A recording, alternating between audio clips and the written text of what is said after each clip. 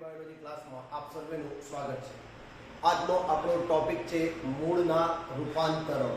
મૂળના રૂપાંતરણોની વાત કરીએ તો આમ તો મૂળ ઘણા બધા રૂપાંતરણો વિશિષ્ટ રૂપાંતરણો વિશે આપણે આજે ચર્ચા કરવાની છે, પરંતુ મૂળના સામાન્ય કાર્યો પહેલા જાણવા જરૂરી છે, તો આપણે રૂપાંતરણો વિશે સરળતાથી સમજી શકીએ। આમ તો મૂળના સામાન્ય કાર્યો શું, તો જ્યારે તમને પૂછવામાં આવશે ત્યારે તમે તરત જ કહેશો કે સાહેબ મૂળ જમીનમાંથી પાણી અને ખનિજ ક્ષારોનું શોષણ કરે છે। Very good. બીજું તમે કહેશો કે મૂળ એ વનસ્પતિને જમીનમાં જકડી રાખે છે।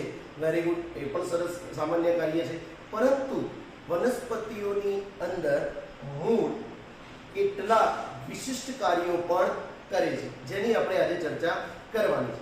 મૂળ એ કયા કયા વિશિષ્ટ કાર્યો કરે છે, તો મૂળ ખોરાક સંગ્રહ કરી શકે, મૂળ આધાર આપી શકે છે, મૂળ શ્વસન કરી શકે છે। તો આવા કેટલાક વિશિષ્ટ કાર્યો છે, એના વિશે આપણે ચર્ચા કરીશું। આ ઉપરાંત પણ બીજા કાર્યો છે, એના માટે તમે મારો નેક્સ્ટ વિડીયો જોજો, જે નીટ સ્પેશિયલ હશે, જેની અંદર મૂળના વિશિષ્ટ કાર્યો કયા કયા છે એ બાબતે વધુ માહિતી તમને પ્રાપ્ત થશે। હાલ આપણે એનસીઈઆરટી પ્રમાણે થોડુંક ડિટેલમાં જઈ રહ્યા છીએ। સૌથી પહેલા હું વાત કરું છું કે ભાઈ મૂળનું પ્રથમ કાર્ય જોઈએ આપણે ખોરાક સંગ્રહ। મૂળ ખોરાક સંગ્રહની વાત આવે એટલે તરત જ આપણા મગજની અંદર પ્રશ્ન આવે કે ખોરાક સંગ્રહ એટલે તરત યાદ થાય કે ખોરાકનો સંગ્રહ વનસ્પતિ કયા સ્વરૂપે કરે, તો સ્ટાર્ચ સ્વરૂપે કરે જ છે, પરંતુ આપણે જાણીએ કે ભાઈ વનસ્પતિ ખોરાક બનાવે છે કઈ રીતે, તો સાદી રીતે વાત કરીએ તો લીલી વનસ્પતિ પર્ણ દ્વારા પ્રકાશ સંશ્લેષણની ક્રિયા કરીને પોતાનો ખોરાક તૈયાર કરે છે। પર્ણ દ્વારા પોતાનો ખોરાક તૈયાર કરે છે। એ પૈકી જેટલો જરૂર હોય એટલો ખોરાક વાપરે છે, પણ કેટલીક વનસ્પતિઓ છે, એ વનસ્પતિઓ પોતાના ખોરાકનો સંગ્રહ મૂળની અંદર કરે છે, અને મૂળ માંસલ દળદાર બને અને સુષુપ્ત અવસ્થામાં મદદરૂપ થાય છે। સુષુપ્ત અવસ્થામાં જ્યારે એને ખોરાક પૂરતો ન મળે ત્યારે એ મૂળમાંથી ખોરાક પ્રાપ્ત કરે છે અને પોતાનું જીવન ચલાવી શકે છે। તો પર્ણ દ્વારા ખોરાક તૈયાર થાય અને વધારાના ખોરાકનો સંગ્રહ મૂળમાં થાય, મૂળ જમીનમાં હોય અને તે માંસલ દળદાર બને છે। બોલો, ક્લિયર થઈ જાય મિત્રો? અને તે ખોરાકનો ઉપયોગ વનસ્પતિ ક્યારે કરે, તો સુષુપ્ત અવસ્થામાં કરશે। ક્યારે કરશે? સુષુપ્ત અવસ્થામાં, નિષ્ક્રિય અવસ્થામાં, જ્યારે એને ખોરાક પૂરતો નહીં મળે ત્યારે તેનો ઉપયોગ કરે છે। તો આ વધારાની જે માહિતી છે તમારે યાદ રાખવાની। હવે ખોરાક સંગ્રહી મૂળમાં ખોરાકના સંગ્રહની વાત આવે એટલે આપણને તરત પ્રશ્ન થાય કે સાહેબ આપણે તો સોટી મૂળ પણ ભણ્યા છીએ અને તંતુ મૂળ પણ ભણ્યા છીએ, આપણે બંનેમાં જોઈએ કે ભાઈ સોટી મૂળમાં ખોરાકનો સંગ્રહ, આપણે અલગ અલગ ટાઇટલ આપીશું એટલે ઈઝી આપણે સમજી શકીએ કે ભાઈ સોટી મૂળમાં ખોરાકનો સંગ્રહ કે ભાઈ ગાજર, મૂળા અને બીટ, ગાજર, મૂળા અને બીટ ના સોટી મૂળ ખોરાકનો સંગ્રહ કરી માંસલ બને છે। ગાજર, મૂળા અને બીટ ખોરાકનો સંગ્રહ કરી માંસલ બને છે। આવા મૂળને ખોરાક સંગ્રહી સોટી મૂળ કહે છે। આવા મૂળને ખોરાક સંગ્રહી સોટી મૂળ તરીકે ઓળખવામાં આવે। હવે ખોરાક સંગ્રહી સોટી મૂળ તરીકે ઓળખવામાં આવે તો દરેકને સમજવું પડે। ઉદાહરણ તો ખ્યાલ આવી જાય, ગાજર, મૂળા અને બીટ। હવે ગાજરની વાત કરીએ સૌથી પહેલા કે ભાઈ ગાજર જે છે એ ગાજરના જે ગાજર આપણે ખાઈએ છીએ એના મૂળ છે। ગાજરમાં ખોરાકનો સંગ્રહ થઈ મૂળ શંકુ આકાર ધારણ કરે છે। ગાજરમાં ખોરાકનો સંગ્રહ થઈને મૂળ શંકુ આકાર ધારણ કરે છે, માટે ગાજરના મૂળને શંકુ મૂળ પણ કહે છે। ગાજરના મૂળને કયું મૂળ કહેવાય? શંકુ મૂળ। કે ભાઈ ગાજરમાં ખોરાકનો સંગ્રહ થઈ શંકુ આકાર ધારણ કરે છે, આવા મૂળને શંકુ મૂળ પણ કહે છે। Very good. હવે વાત આનું ઉદાહરણ તો ક્લિયર થઈ ગયું કે ભાઈ ગાજર। હવે બીજી વાત છે મૂળા।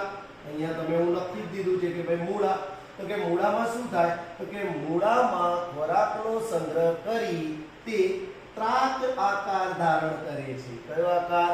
ત્રાક આકાર ધારણ કરે છે, માટે આવા મૂળને ત્રાકાકાર મૂળ કહે છે। આવા મૂળને કયું મૂળ કહીશું બેટા? ત્રાકાકાર મૂળ તરીકે ઓળખવામાં આવે। હવે વાત આવે છે બીટ। કે ભાઈ બીટ જોયું છે દરેકે બીટ આપણે ખાધું પણ છે તો બીટની વાત કરીએ તો બીટમાં ખોરાકનો જે સંગ્રહ છે એ ખોરાકનો સંગ્રહ મૂળના પાયાના ભાગે થાય છે બીટમાં ખોરાકનો સંગ્રહ મૂળના પાયાના ભાગે થાય અને પાયાના ભાગેથી એકાએક પાતળી દોરી જેવી રચના ઉત્પન્ન થાય છે બીટમાં ખોરાકનો સંગ્રહ મૂળના પાયાના ભાગે થાય છે અને તેમાંથી એકાએક દોરી જેવો ભાગ ઉત્પન્ન થાય છે આવા મૂળને ભ્રમરાકાર મૂળ કહે છે કયું મૂળ કહેવાય બેટા ભ્રમરાકાર મૂળ આવા મૂળને ભ્રમરાકાર મૂળ કહે છે તો ક્લિયર થઈ જાય કે ભાઈ ખોરાક સંગ્રહી શોટી મૂળના રૂપાંતરણોના ઉદાહરણ આપો તો બધા જ ઉદાહરણો ચલાવી દીધા કે ભાઈ ગાજર ખોરાકનો સંગ્રહ કરીને શંકુ આકાર ધારણ કરે માટે તેને શંકુ મૂળ કહેવાય મૂળા તો કે મૂળા ખોરાકનો સંગ્રહ કરીને ત્રાકાકાર ધારણ કરે તેને ત્રાકાકાર મૂળ કહેવાય બીટમાં ખોરાકનો સંગ્રહ મૂળના પાયાના ભાગે થાય અને તેમાંથી એકાએક પાતળી દોરી જેવો ભાગ બને આવા મૂળને ભ્રમરાકાર મૂળ કહે છે તો આ થઈ ગયા સ્થાનિક શોટી મૂળના ઉદાહરણ ખોરાક સંગ્રહી શોટી મૂળ તો આ ડિટેલ સાથે થઈ આપણે આ રીતે જ લખીશું પહેલા શોટી મૂળ આ લખીશું પછી ગાજર તો કે શંકુ આકારનો મૂળ બનાવે મૂળા ત્રાકાકાર બીટની અંદર એટલે આપણો પ્રશ્ન સરસ ક્લિયર થઈ ગયો હવે આગળ જઈએ કે ભાઈ બીજા મૂળ કયા હતા તો કે તંતુ મૂળ હતા તંતુ મૂળની વાત કરીએ તો કે તંતુ મૂળ આપણે ભણ્યા છીએ અસ્થાનિક તંતુ મૂળ વિશે આપણે ભણ્યા છીએ તંતુ મૂળ એટલે તંતુઓ જેવા મૂળ હવે અહીંયા વધારાની વસ્તુ એ યાદ રાખવાની છે કે તંતુ મૂળમાં ખોરાકનો સંગ્રહ થાય તો એવા મૂળને આપણે સાકંદ મૂળ કહીશું આ યાદ રાખજો તંતુ મૂળમાં જો ખોરાકનો સંગ્રહ થાય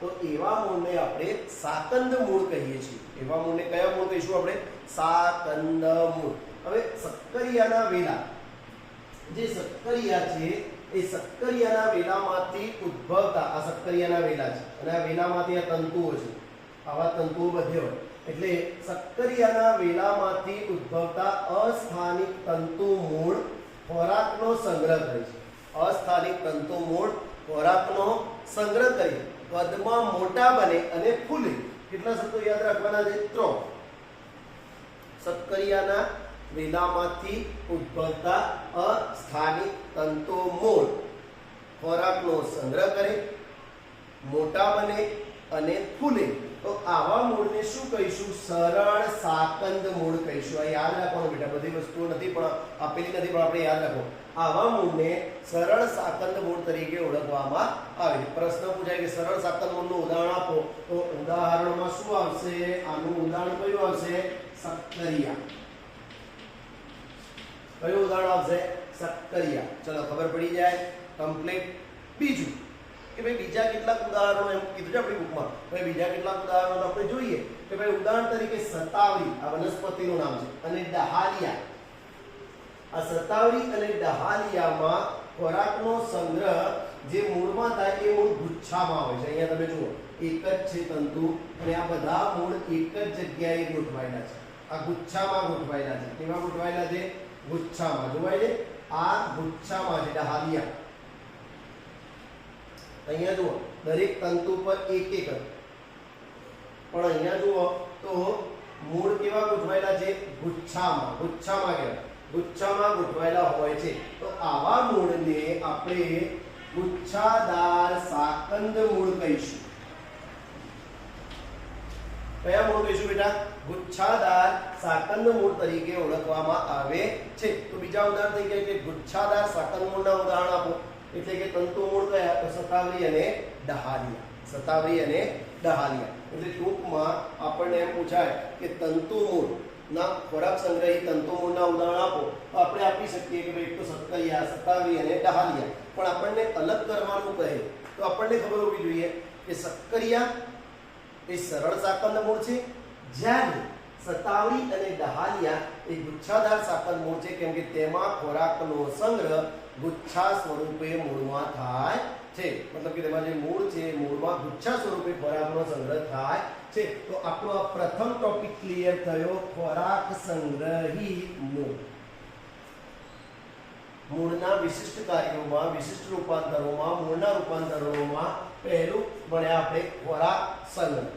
હવે આપણે યાંત્રિક આધાર અને શ્વસન મૂળ વિશે પણ ચર્ચા કરવાની છે, પણ પહેલા તમને આ ક્લિયર થઈ ગયું હશે. ફરીથી એક વાત, સોટી મૂળમાં ગાજર, મૂળા અને બીટ, બરાબર ક્લિયર થઈ જાય. મૂળ કેવા હોય, જો ફરીથી હું આપણો એક મુદ્દો રિવિઝન કરી દઉં. પહેલો જે મુદ્દો આગળ જે નથી બુકમાં, એ મૂળ શું હોય, ભૂગર્ભીય હોય, બરાબર. એટલે અહીંયા શું થાય કે પર્ણ દ્વારા તૈયાર થતો ખોરાક, વધારાનો ખોરાક મૂળમાં સંગ્રહ થાય છે અને એ મૂળ ભૂગર્ભીય, માંસલ અને દળદાર બને છે અને સુષુપ્ત અવસ્થા દરમિયાન તેનો ઉપયોગ કરે છે. આવા મૂળને ખોરાક સંગ્રહી મૂળ કહે છે, જેના બે પ્રકાર, સોટી મૂળ અને તંતુ મૂળ. તો સોટી મૂળમાં બીટ, મૂળા અને ગાજર, અને તંતુ મૂળમાં સત્તરિયું, શતાવરી અને ડહાલિયા ગણવામાં આવે છે. ક્લિયર? હવે બીજો મુદ્દો, હવે બીજો ટોપિક લઈએ આપણે, યાંત્રિક આધાર. યાંત્રિક આધાર એટલે કે કેટલાક મૂળ વનસ્પતિની અંદર આધાર પૂરો પાડવાનું કામ કરે છે, જેની અંદર બે પ્રકાર છે. એક છે અવલંબન મૂળ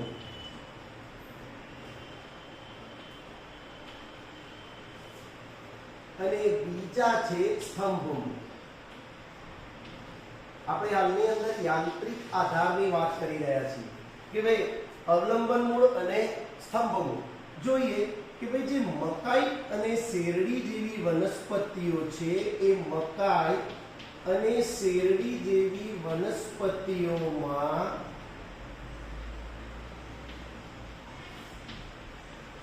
ભૂગર્ભીય મૂળ, છીછરું હોય છે. ભૂગર્ભીય મૂળ કેવા હોય છે? છીછરા હોય છે. હવે ભૂગર્ભીય મૂળ છીછરા હોય એટલે વનસ્પતિ ઊભી રહી શકતી નથી, પડી જાય. એટલે આવી વનસ્પતિઓમાં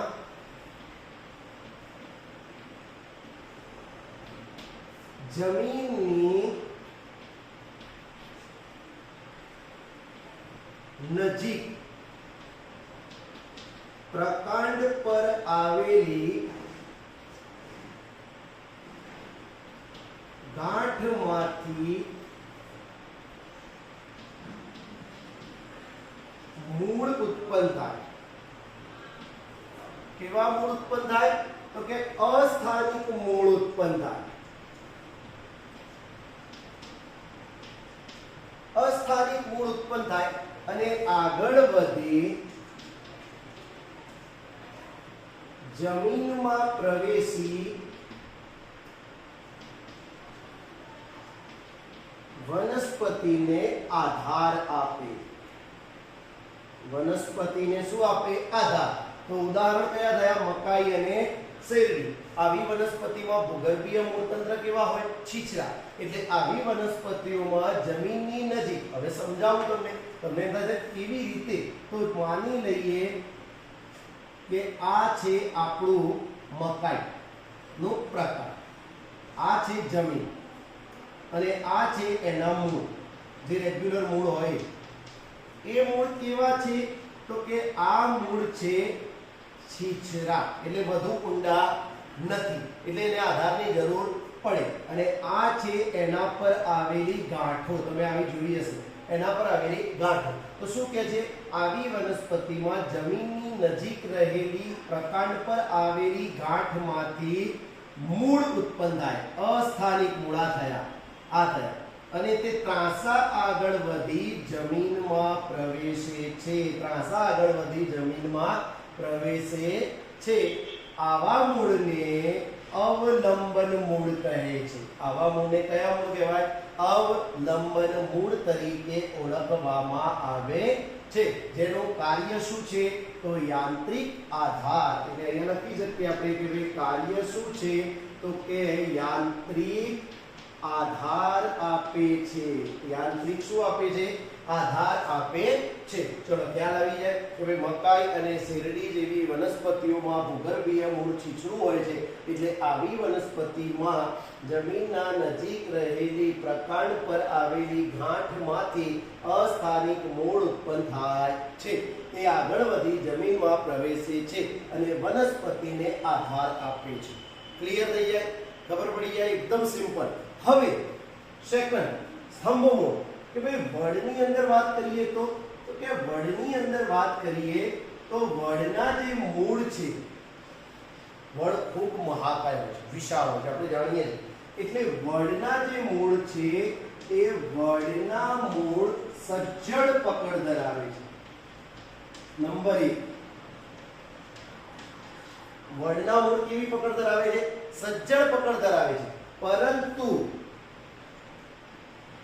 પરંતુ એના સમક્ષિતિજ વિકસતી શાખાઓ, એની સમક્ષિતિજ જે વિકસતી શાખાઓ છે એ શાખાઓ પોતાના જ ભાર હેઠળ તૂટી ના પડે, પોતાના ભાર હેઠળ તૂટી ન પડે એટલે તેમાંથી દોરડા જેવા મૂળ ઉત્પન્ન થાય। શાખામાંથી દોરડા જેવા મૂળ ઉત્પન્ન થાય। કોના જેવા મૂળ ઉત્પન્ન થાય? દોરડા જેવા મૂળ ઉત્પન્ન થાય અને તે આગળ વધી જમીનમાં પ્રવેશે છે। તે આગળ વધી જમીનમાં પ્રવેશે છે અને વનસ્પતિને યાંત્રિક આધાર આપે છે। વનસ્પતિને શું આપે છે?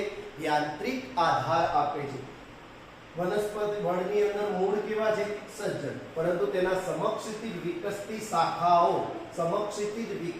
શાખાઓ તેના જ ભાર હેઠળ તૂટી ન પડે માટે દોરડા જેવા મૂળ ઉત્પન્ન થાય છે। આવા મૂળને આપણે સ્તંભ મૂળ કહીએ છીએ। કયા મૂળ કીધા ને? સ્તંભ મૂળ તરીકે ઓળખવામાં આવે છે અને તે સમય જતા થાંભલા જેવા બને છે અને વનસ્પતિને આધાર આપે છે। વનસ્પતિને શું આપે છે? આધાર આપે છે, એટલે શાખાઓને આધાર આપે છે। તો આ થઈ ગયું યાંત્રિક આધાર। ખબર પડી જાય? કમ્પ્લીટ થઈ જાય કે ભાઈ યાંત્રિક આધારમાં એક અવલંબન મૂળ અને બીજું સ્તંભ મૂળ। આપણે ડિટેલમાં લઈએ, એટલા ઉદાહરણ નથી લેતા, આપણે તમામે તમામ વસ્તુઓને આવરીએ છીએ કે ભાઈ મકાઈ અને શેરડી, આ ઉપરાંત બીજા પણ ઉદાહરણો લઈ શકાય। આની અંદર એક કેવડા કરીને ઉદાહરણ છે, કેવડા જેવી વનસ્પતિ, ઓકે। અને અહીંયા સ્તંભ મૂળમાં વડ, ભાઈ પોતાના ભાર હેઠળ ન તૂટી પડે એટલે દોરડા જેવા મૂળ ઉત્પન્ન થાય છે। આવા મૂળને સ્તંભ મૂળ કહે છે। કાર્ય શું થાય? કાર્ય ખબર જ છે તમને, યાંત્રિક આધાર। યાંત્રિક આધાર પૂરો પાડે છે। ચલો ક્લિયર થઈ જાય। હવે થર્ડ ટોપિક શ્વસન મૂળ વાત કરવાની છે। આપણે સૌથી પહેલા આપણે યાંત્રિક આધાર માટે અવલંબન મૂળ અને સ્તંભ મૂળની વાત કરી, ખોરાક સંગ્રહી મૂળની વાત કરી અને હવે શ્વસન મૂળની વાત કરીએ છીએ। શ્વસન મૂળ જે ત્રીજું મૂળનું રૂપાંતરણ જે આપણી એનસીઈઆરટી ની અંદર આપેલું છે કે ભાઈ થોડુંક વધારે લઉં છું કે દરિયા કિનારા પાસેના ખાડી પ્રદેશની અંદર એટલે કે દલદલ ભૂમિમાં જે ઉગતી વનસ્પતિ હોય એને મેંગ્રુવ્સ કહેવાય છે। આ યાદ રાખવાનું કે દરિયા કિનારા પાસેના ખાડી પ્રદેશમાં અથવા તો દલદલ ભૂમિ, આપણી બુકમાં દલદલ ભૂમિ લખેલું છે કે દલદલ ભૂમિમાં ઉગતી વનસ્પતિને મેંગ્રુવ્સ કહે છે। દલદલ ભૂમિમાં ઉગતી વનસ્પતિને મેંગ્રુવ્સ કહેવાય અને આ વનસ્પતિઓ એક વિશિષ્ટ પ્રકારના મૂળ ધરાવે જેને શ્વસન મૂળ કહેવાય। કેમ શ્વસન મૂળ કહેવાય? તો કે આવી વનસ્પતિમાં જમીનમાં તો મૂળ હોય જ છે, પરંતુ જમીનની વિરુદ્ધ દિશા એટલે કે જમીનની બહાર તરફ કેટલાક મૂળ ઉત્પન્ન થાય છે। જમીનની વિરુદ્ધ દિશામાં, આમ તો મૂળ કઈ દિશામાં ઉત્પન્ન થાય? જમીનની દિશામાં, પરંતુ આની અંદર જમીનની અંદર તો મૂળ હોય જ છે પણ સાથે સાથે જમીનની વિરુદ્ધ દિશામાં મૂળ ઉત્પન્ન થાય છે। આ જે મૂળ હોય છે એ મૂળ કેવા હોય? તો કે પોચા અને છિદ્રાળુ હોય છે। આ મૂળ કેવા હોય છે? પોચા અને છિદ્રાળુ હોય છે। કેમ એવા હોય છે? કે જે વનસ્પતિ છે જે જમીનમાં ઉગે છે એ જમીન દલદલ ભૂમિ છે, ખારા પાણીવાળી ભૂમિ છે એટલે પૂરતો ઓક્સિજન એને મૂળ દ્વારા પ્રાપ્ત થતો નથી, એટલે એ પોતાના મૂળ જમીનની બહાર ઉત્પન્ન કરે છે અને એ પોચા અને છિદ્રાળુ હોય છે એટલે વાતાવરણમાંથી તે ઓક્સિજન પ્રાપ્ત કરે છે, એટલે કે તે શ્વસન માટે વાતાવરણમાંથી આ મૂળ ઓક્સિજન મેળવે છે, માટે આવા મૂળને શ્વસન મૂળ તરીકે ઓળખવામાં આવે છે. એનું ઉદાહરણ છે રાઇઝોફોરા અને તીવા. રાઇઝોફોરા અને તીવા એના ઉદાહરણ. તો આ થઈ ગયું શ્વસન મૂળ. આ ત્રણ જે પ્રકારો આપણી બુકમાં આપેલા છે મૂળના રૂપાંતરણો એ મેં ચર્ચા કરી લીધી કે ભાઈ ખોરાક સંગ્રહી મૂળ, બીજું કયું જોયું આપણે? યાંત્રિક આધારમાં બે જોયા, બરાબર, એક અવલંબન મૂળ અને એક સ્તંભ મૂળ, અને આપણે ત્રીજો જોયો મુદ્દો જોયો શ્વસન મૂળ.